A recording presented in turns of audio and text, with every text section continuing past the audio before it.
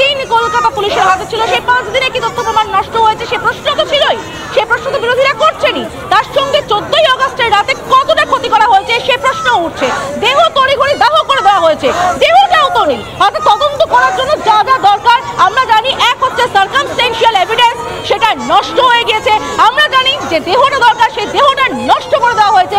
অর্থাৎ তদন্ত করতে গেলে যা যা সাধন দরকার হাতে কিছুই নেই। কিসের উপর ভিত্তি করে প্রমাণাদি পেশ হচ্ছে সেটা নিয়েও কিন্তু বড় প্রশ্ন রয়েছে। কেন কেন এত ধোঁয়াশার জায়গা তৈরি হয়েছিল এগুলো তো রয়েছে। এবং অনেকগুলো প্রশ্ন, 42টা প্রশ্ন তুলেছেন বাবা মা, 11টা প্রশ্ন জুনিয়র ডক্টর ফ্রন্ট তুলছে। এতগুলো প্রশ্ন উঠছে যেগুলোর উত্তর কোথাও নেই।